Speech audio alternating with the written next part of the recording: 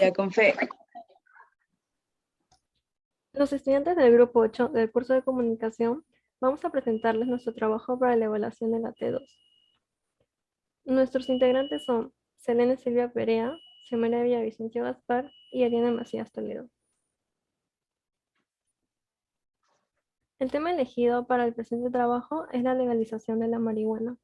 Por lo tanto, nuestra tesis es, frente a la legalización de la marihuana en más países a nivel mundial, el Estado peruano debe legalizar la marihuana tanto para fines medicinales como recreativos. Para el desarrollo de nuestra problemática se ha dividido en tres dimensiones, donde expondremos mediante argumentos nuestra justificación de la tesis. La primera dimensión es sobre la marihuana, en donde haremos un análisis general sobre ella para poder entrar en contexto sobre nuestra tesis, que es la legalización de la marihuana. Nuestra primera interrogante de la primera dimensión es ¿qué es la marihuana?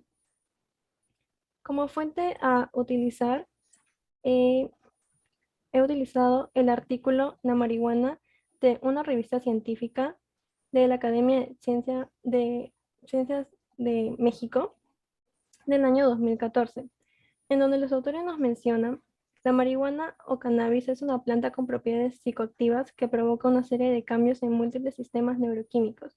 El consumo recreativo de la cannabis ha aumentado en adolescentes y adultos jóvenes, quienes buscan a su vez efectos euforizantes, relajantes e identificación perceptual, incluyendo cierta facilitación de la socialización.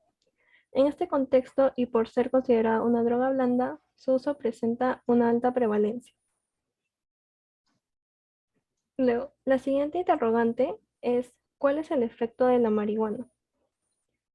Para responder dicha pregunta, he utilizado la fuente de una revista científica, Salud Mental.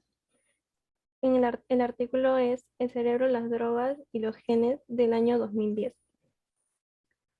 En este artículo, los autores nos mencionan los efectos de la marihuana se sienten en unos cuantos segundos o minutos después de haber inhalado el humo, o a los 30 o 60 minutos después de ingerirlo. Produce una euforia seguida de relajación y los usuarios perciben más intensamente los olores, los sabores y los sonidos y les parece que el tiempo pasa más lentamente. Aunque la marihuana se considera una droga blanda, puesto que su consumo no se relaciona con la expresión de violencia o muerte en los usuarios y su capacidad de producir dependencia física es controversial, se sabe que su consumo tiene efectos adversos. Y la tercera interrogante es ¿para qué se utiliza la marihuana?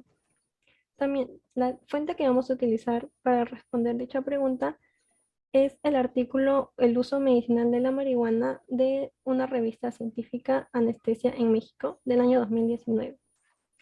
En ella, el autor nos menciona que los estudios demuestran que los efectos de la marihuana han sido bien documentados como medicamento dentro de múltiples especialidades a través de su impacto en diferentes órganos y sistemas. Se puede utilizar como analgésico, inmunosupresor, relajante muscular, agente antiinflamatorio, modular del apetito, antidepresivo, antimético, broncodilatador, neuroléptico, antineoplásico y antialérgeno.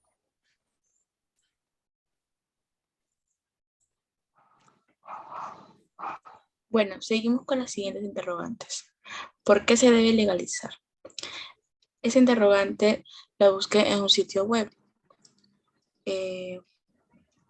La página se llama El Economista. Según Rubén Aguilar, en el año 2012, dijo, porque pondría fin al mercado ilegal que, reduciría corrupción y la violencia que están asociadas y reduciría la ganancia criminal. ¿A quiénes beneficia?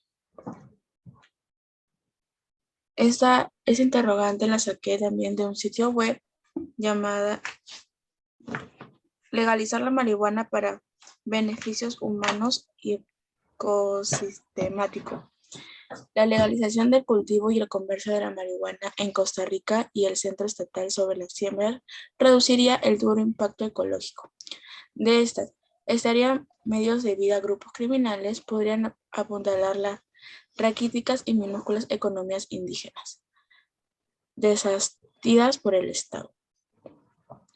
que fue de la página 3.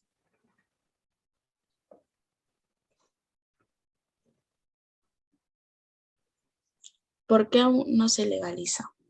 La intoxicación de los trastornos de conciencia y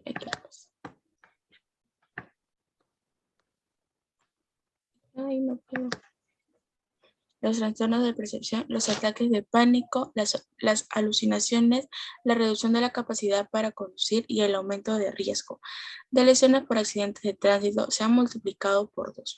Por ejemplo, en el estado de California, en Estados Unidos. Entonces hay efectos adversos a corto plazo y hay efectos psicosociales a largo plazo del consumo habitual del cannabis, dijo Otarola.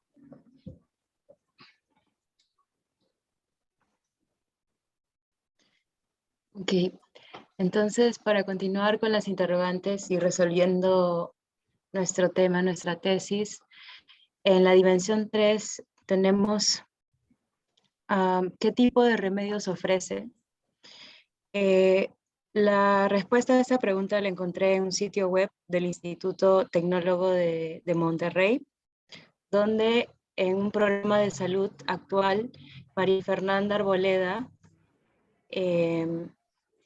directora asociada de investigación de Santé Cannabis en Montreal, Canadá, ha trabajado durante más de 9 años para entender mecanismos para aliviar el dolor y en especial los beneficios del cannabis como herramienta terapéutica en pacientes con dolor crónico.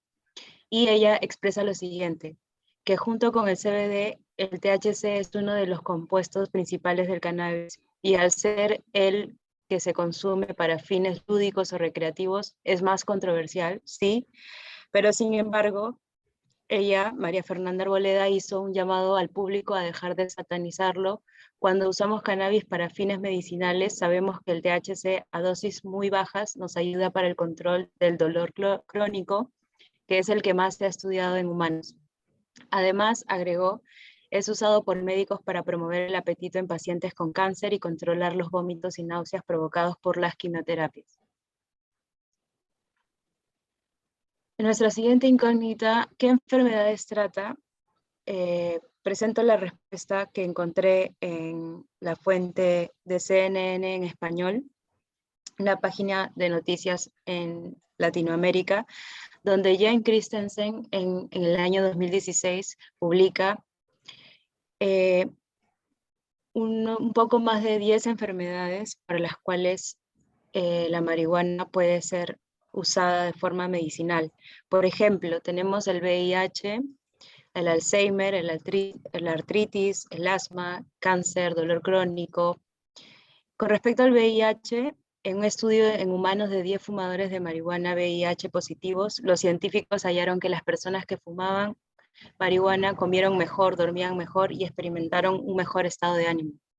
Con respecto al Alzheimer, se pudo ver que les ayuda con el aumento de peso y la investigación encontró que disminuye algo de la conducta agitada que los pacientes pueden exhibir. Con respecto a la artritis, un estudio de 58 pacientes que utilizan derivados de la marihuana encontró que tenían menos dolor causado por la artritis y que dormían mejor. Y en el caso de la epilepsia, el uso de extracto de marihuana medicinal en las primeras pruebas en el centro médico mostró una reducción del 50% en la frecuencia de ciertas convulsiones en niños y adultos en un estudio de 213 pacientes recientemente. Entonces también sirve para los niños. Y por último, ¿quiénes pueden y no pueden consumirla actualmente en el Perú? Esta respuesta la encontré en el diario El Peruano. Según la ley número 30681, ¿ya? Sí, actualmente la presente ley regula el uso informado, la investigación, la producción, la importación y la comercialización del cannabis y sus derivados destinados exclusivamente para fines medicinales y terapéuticos, pero aún no se puede usar de forma recreativa, ¿sí? Ya que sí se promueve, favorece, financia, facilita o ejecuta actos de siembra o cultivos de planta, será reprimido con pena privativa de libertad no menor de 8 años ni mayor de 15 años. Entonces vemos que todavía es algo que no está totalmente libre en nuestro país.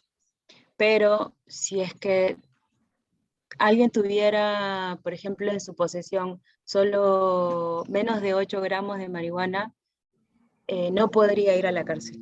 Pero si tiene más de esta cantidad, sí puede ir a la cárcel.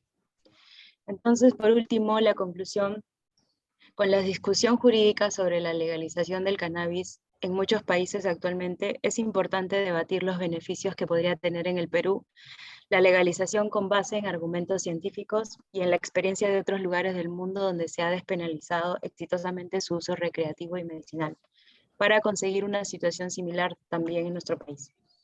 Gracias.